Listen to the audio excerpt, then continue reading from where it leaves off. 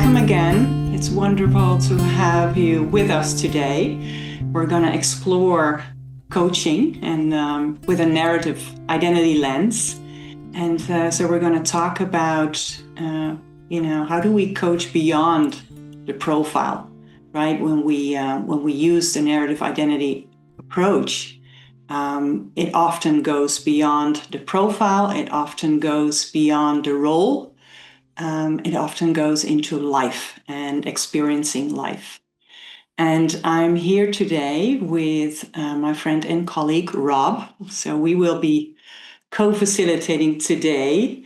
And Steve Athey is sorry not to be here today. Something screwed up in his calendar, so he had other obligations. So he's very sorry, but he says hello.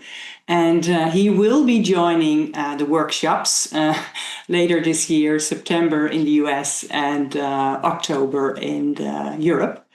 But I'm happy to give the floor to Rob. And please, Rob, tell us a little bit about you and maybe, what you love about narrative identity. Sure. Yeah. Thanks, Rick. It's a pleasure to be here with you once again and with everyone who's invested some time and attention to join us. I want to acknowledge too both Steve and Lauren, our other colleague, Lauren Tenney. The four of us have had the great privilege to be exploring and evolving and experimenting with this whole body of work. Steve for quite a while now, and then we found our way together about 2 years ago and have continued experimenting. So if any of you have seen some of Steve's keynotes about narrative identity back from, I think the first was around 2018, maybe 2019, highly recommend you check those out as continued resources. But we've been building on and evolving and experimenting with that practice for the last couple of years together. And today is yet another expression in our attempt to share that work in a way that builds on and deepens our practice as LCP practitioners. And I care about that a lot. I've been connected to the Leadership Circle for about 8 years now. And it's been such a meaningful addition to my practice and an impactful experience for me personally, and has been the source of so many great relationships in my life. So I care a lot about practitioner development, how we each continue to learn and deepen and mature our body of work on behalf of our shared purpose, involving the conscious practice of leadership. And so I'm just deeply grateful to be in the conversation with you all today and exploring together how might we use this narrative lens to explore beyond the profile, as a phrase that we've used as a feature for today. So very glad to be here. And maybe I'll pause there for now. What do you want to say about? I'll say more about narrative in a few minutes, obviously, but what would you like to say, Rix, to land and arrive? Yeah. So for the people that don't know me, my name is Rix Kuiper and I'm based in the Netherlands. And I've been coaching for 25 years, started my business in the US long time ago. And I've been with the Leadership Circle for 7 years now. And it's also then that I got introduced to narrative work through Steve, but also through other, sources, I would say, from books to clients, through other consultancies that worked with it. And I'm just amazed by working for like 18 years or so in this profession that narrative. It was almost like it opened a whole new library with all kinds of books and information and knowledge and wisdom that I wasn't aware of. And now that I've been integrating it for a couple of years, I see how so many of the methodologies that we use as coaches kind of fit into a narrative. It's almost like it is the basket that holds all that we work with. And so it's profound, and it's a lens that I look through not only as a professional, but also on how I relate to other people. I have some challenges now in my family with people who are going through a hard time, and I noticed that narrative identity is really helpful in listening to them. And it's very subtle. It's very subtle, and it's very kind, and it's very profound. So, like you said, Rob, I'm grateful that I've got introduced to this methodology, and also to explore that with Lauren, with Steve, with Rob, with you. And I'm so happy that we're able to share everything that we're still also learning along the way. So, what is narrative identity in a nutshell? Rob, how would you describe that? Yeah. So, and maybe just for context for folks, our intention today is we'll share a little more about this, and actually we're going to start by sharing some examples of our own and client work. So just real case examples of how is this showing up. And then we're going to invite you into a conversation together. And then we'll come back for some more discussion. So that's what we have on the docket for today. And it's going to be, I imagine, both spacious and action packed. We're already 10 minutes into our 60-minute experience, so time will fly.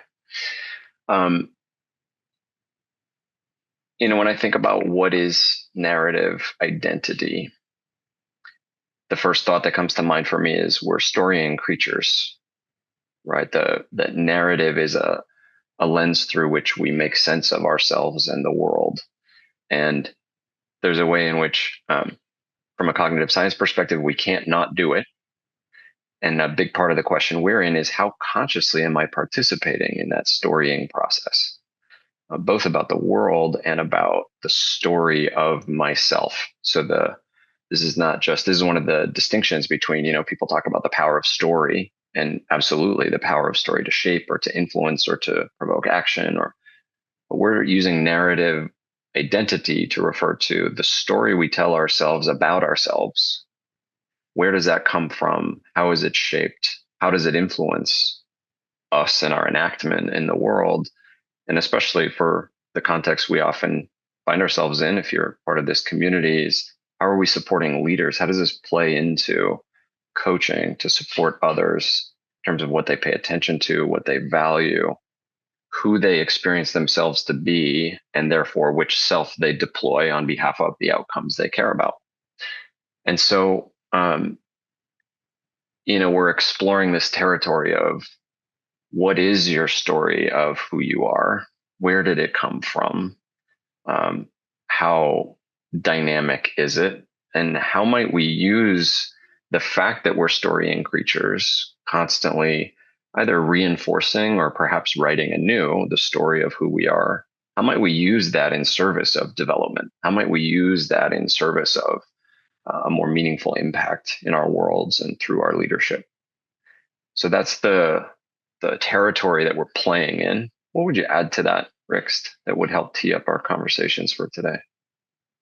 Yeah, I think what I always find helpful is like an anchor that I use when I think of narrative identity. There is something around the curated past, the experienced present moment, and the imagined future. And let me share a slide with you, because I want to spend some time here, because I find it always, and I've seen this slide many, many, many times, but there is something beautiful about it.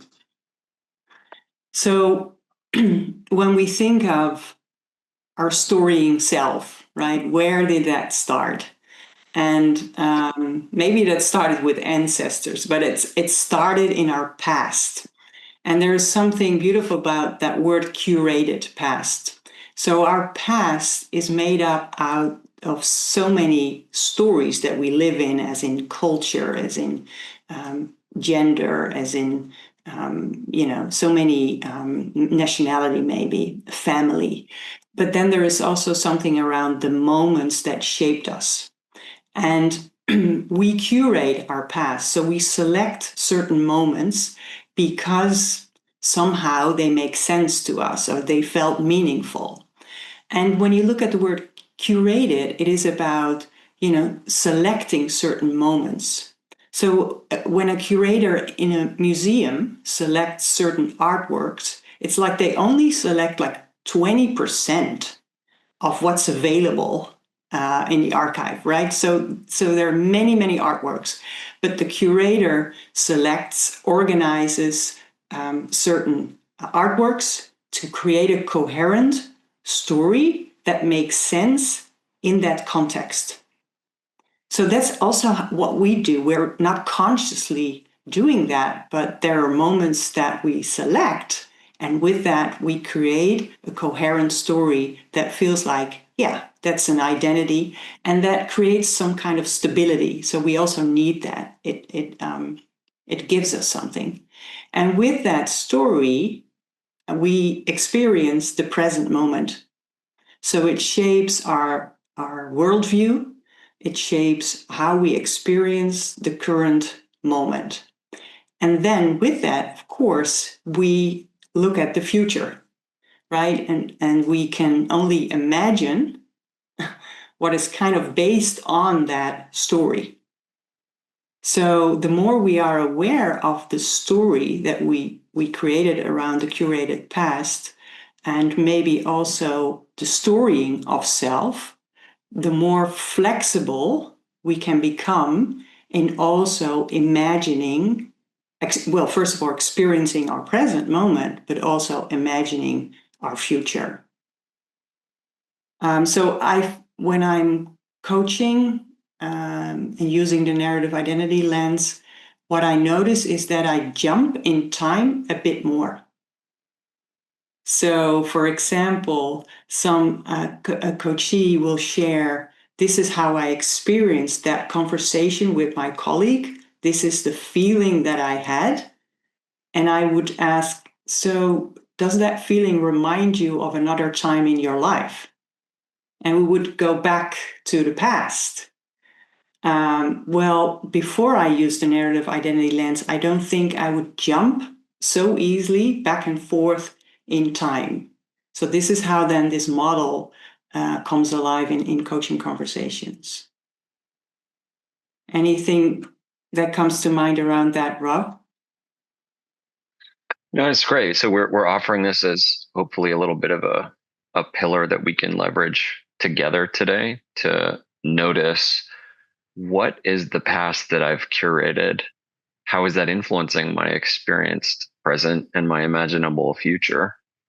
And then we get to start to play. So yeah, no, I think that's wonderful. Thanks, Rex.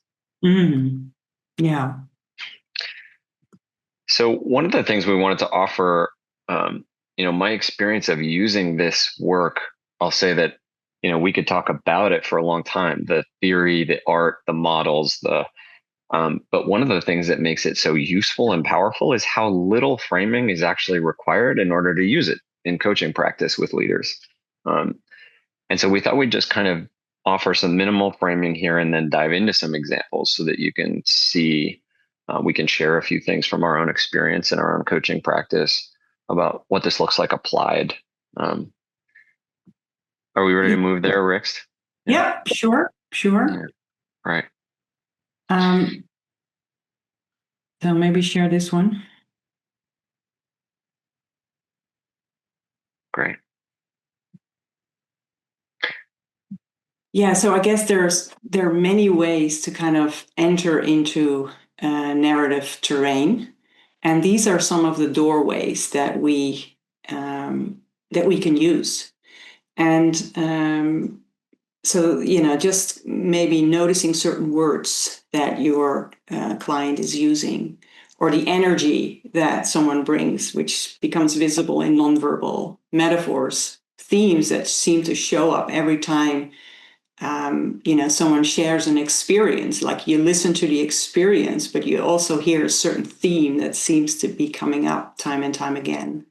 Noticing emotions with maybe certain parts of a story, and then listening for characters. Like in every context, we bring different parts of ourselves forward.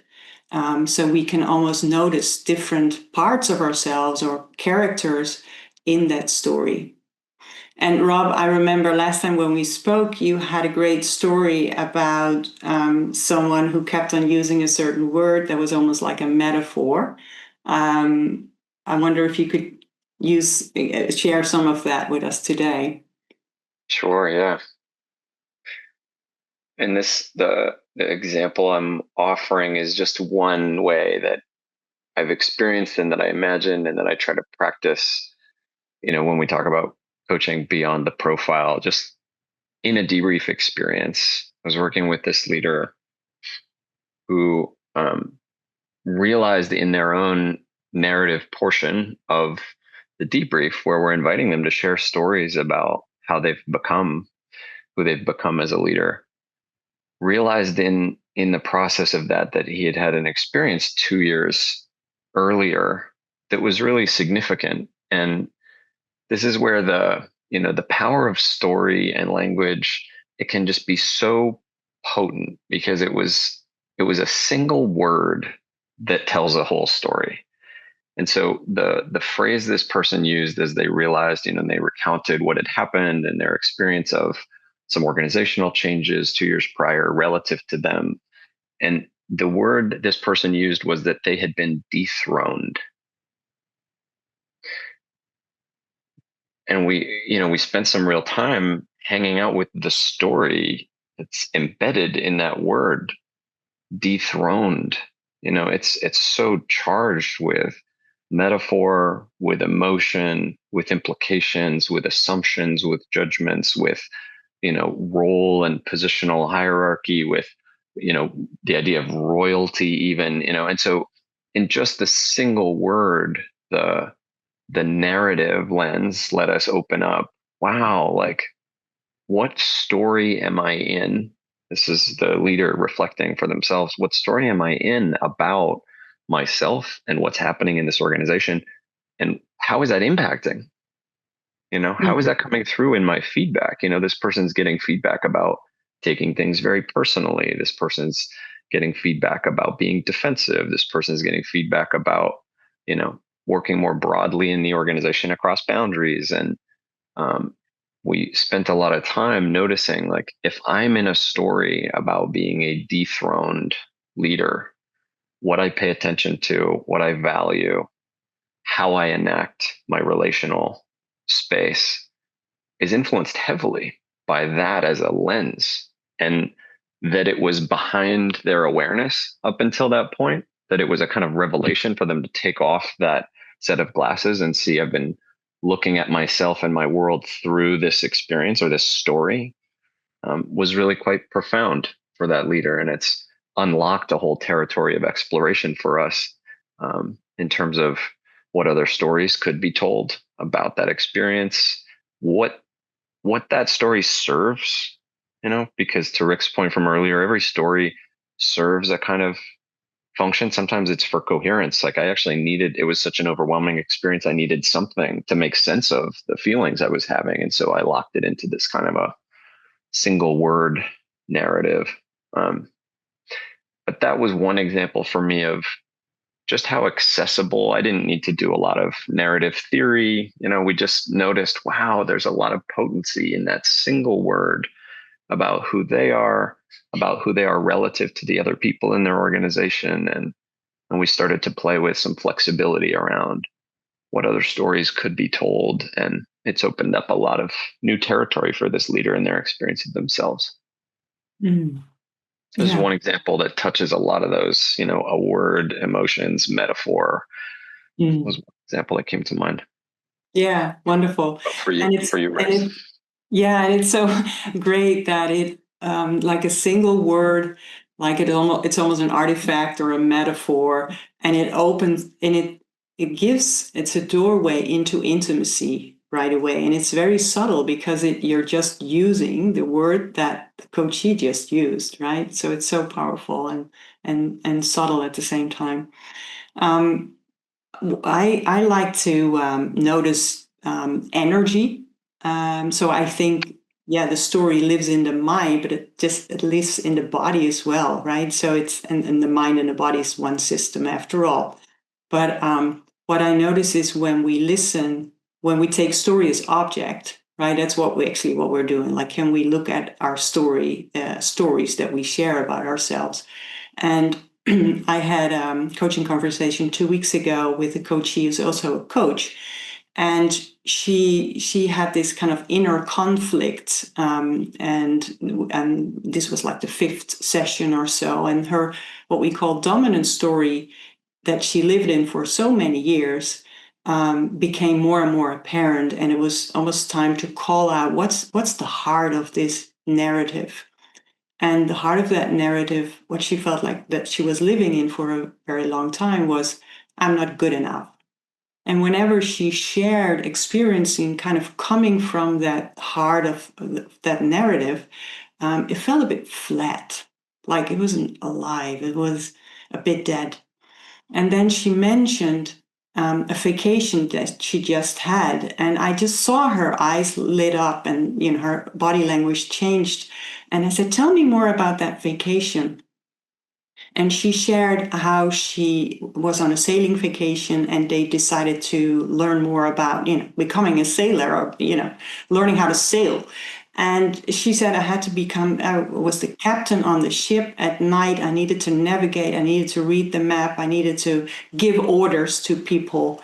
And, her whole body was so alive in her eyes. And I asked her, when you listen to this story, how does it make you feel? And she said, well, totally alive. Like I was scared, but I was able to do it.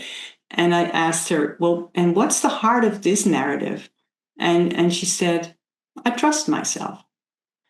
And so it's so wonderful to kind of use the energy that you feel with the coachee, and to see that also as a doorway into maybe a story that's more alive, and that is often not the dominant story that we've lived in for so many years, and it's a new emerging story that we also call a subordinate story. So. I notice that I'm not checking the chat box, but we will. Sorry about that, guys. I think it's time for us to go into breakouts, and to listen to stories, and to listen to narrative doorways. So we would like to send you out in groups of 2 or 3, and I will share what we're going to do. And just while you're pulling that up, Rix, I did see in the chat there's a great question from Andre about the overlap space of the psychotherapeutic world and getting into someone's history. And so just know that we'll come back and we'll definitely touch in on that. Thank you for the question, Andre. Cool. Yeah, great. So this is our idea, our plan. So you go out in a breakout room with someone else, and you each have like 10 minutes to focus on one person, one story, so to speak. So one shares what we call story 1, which is you tell the story how you became the person you are today. And so this is a familiar story to you that comes very natural to you. And the coach, so to speak, is going to listen for the narrative doorways, right? Whether that's a certain metaphor that you hear, a certain word, the energy, emotions that you notice. And so after, let's say, 6 minutes, the coach can ask the coachee, some meaning making about like what Rob just shared around a certain word. Like, what does that actually mean to you? Share a bit more about that. Or you can notice, the energy, and you can say, it looked like that part felt very alive for you. Does that resonate? How come that makes you come alive? So a little deepening question around those narrative doorways. And so you spend like 10 minutes on that story with the coachee telling the story, the coach asking some questions, and then you change roles. So the other person gets to share, and the other person gets to ask some questions around the narrative doorways.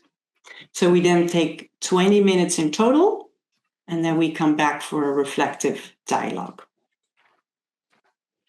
Any questions before we go out? Would you tell us when to change? Sure, we can send a broadcast, Andre, and just give you a heads up on timing. Yeah, happy to help. Okay. Great. There were a few comments about desire to be in trios. So I wonder if, Crystal, if you're creating our breakouts for us, just the consciousness around maybe placing people in threes for some who can or can't. And we'll just ask you to manage your time. You're all professional coaches and facilitators, so managing to include all voices if possible and make good use of your time together. Give me just a second. We lost quite a few people and we said breakout. So the rooms that I had created are now we have ones. Yeah. In just a minute. Okay, if you do end up in a room and you need to be in a room of 3, come back to the main room and we'll get you situated where you need to go. Give me just a sec. We've got people in the rooms by themselves. There is an interesting comment that requests for confidentiality. I'm guessing you'd like to address this as a safe space, of course. Mm-hmm. Yeah. And also when we come back, we don't talk about other people's stories, right? So you only share what you want to share about yourself and maybe some observations, but not about the content of the stories that you heard. Mm-hmm.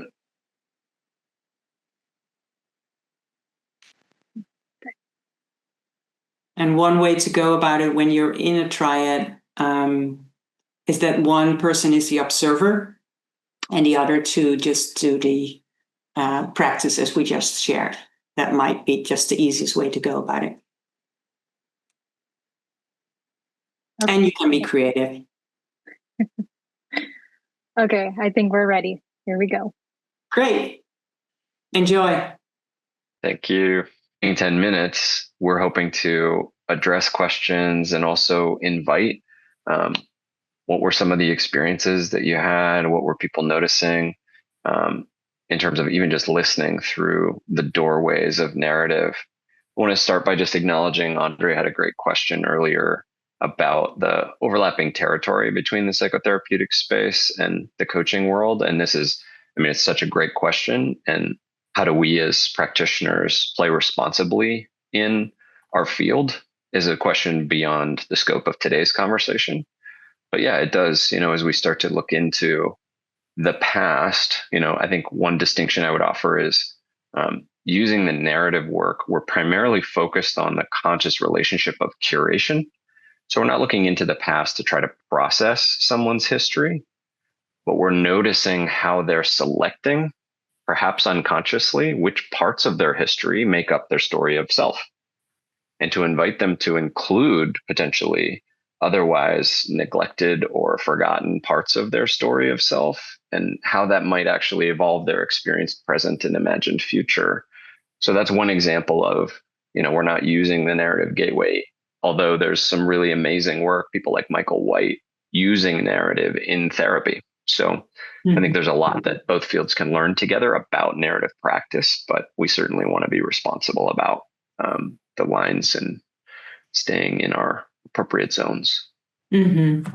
Yeah. I for my experience, it is touching upon deeper layers, and that goes into what I call healing. So integration of maybe lost parts, but it's not treatment, which is more specifically aiming at something that maybe is hard to integrate for someone or to look at. But it is more a gray area. And maybe we need a whole webinar to kind of explore that topic. So, but thanks for the question. We have, as almost a closing, because we have 7 minutes left, we would love to hear what did you notice as you listened for narrative doorways?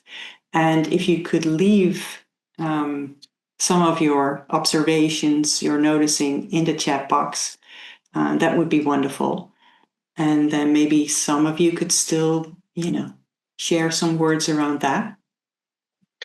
And we'll just do a friendly reminder on confidentiality. We're not asking you to share what was in the story, but what did you notice as the coach listening through those narrative doorways?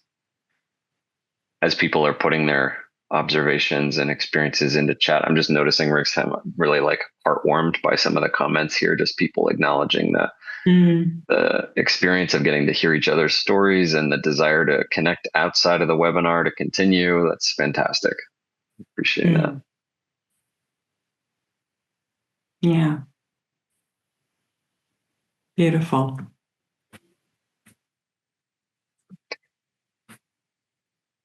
So as comments are starting to come in, I see, could feel parts of my story in my body as it lit up. Fantastic. Which was healing in itself. Really beautiful. You can see how to integrate in a debrief, right? Their leadership and life journey. And it just gives us a couple other little entry points to engage with the leader and their awareness of their story of self. Thanks, Michael.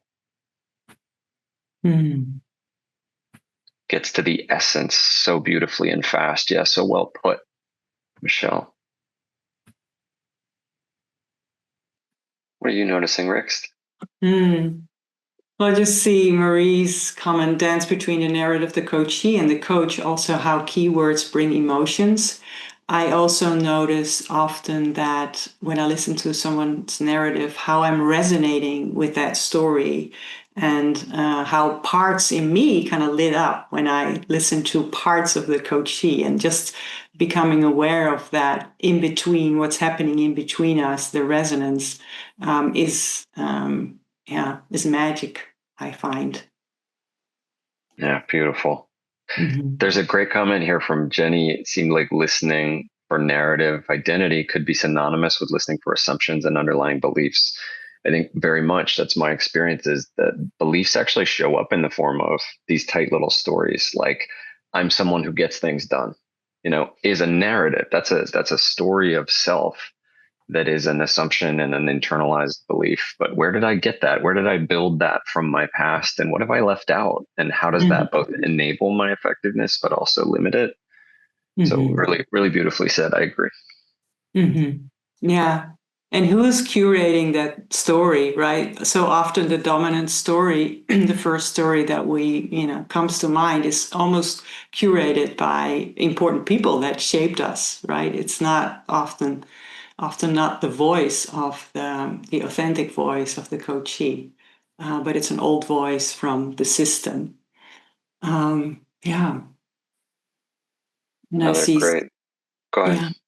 Oh, I saw a great comment about how that story lives in the body, looking for facial expressions, body language. Yeah. Yes, another couple of other great comments about the shift in me as a coach as I listened through these lenses and how energy impacted me or what I was paying attention to. So many layers, hearing lots of doorways. So this is great. I just feel so glad people got to experience some of the richness of this practice. Yeah. And it's so accessible, right? It's just sharing stories and listening for stories. So it's, and it creates a sense of intimacy right away that we can pick up from the comments. So beautifully. Thank you so much for creating that great experience together and sharing some of that back to us. Yeah. So as we move towards a close, honoring our time here together, I think Rix and I will just try and name a few nuggets and even make a couple of invitations. Rix, you just named how accessible this is, which is one of the reasons I find it so powerful, both as a coach and also for leaders. They don't need to understand curated past, experience present, imagined future in order to participate with the power of narrative and narrative lenses. And it's a really deep, rich, expansive body of work. We've just scratched the surface by saying, oh, what happens when you listen through these doorways? We haven't touched on things like making story object and narrative loosening, moving stories from monophonic to polyphonic, creating more authorship as an experience in story of self.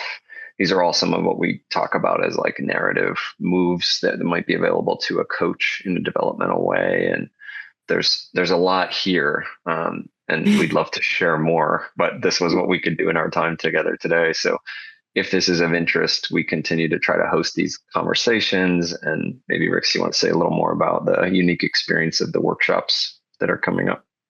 Yeah. So if this, it feels like a generous invite and you're curious to learn more and to experience narrative with your colleagues, then there is a workshop, a 3-day workshop coming up in the fall in the US, where we touch upon what Rob just shared in a very rich way, in a great circle of friends and colleagues. And the same workshop is going to take place in Europe. That's in October, and Melissa just put out the links to the sessions. So please reach out if you have any questions for us around that. If you just like to have a chat and want to learn a little bit more about the agenda for the workshops, please feel free to reach out. And I think this was very valuable for me, and I hope for all of you. And it was very nice, Rob, again, co-facilitating. Thank you. Thank you Always all. a pleasure. And see you soon in another call.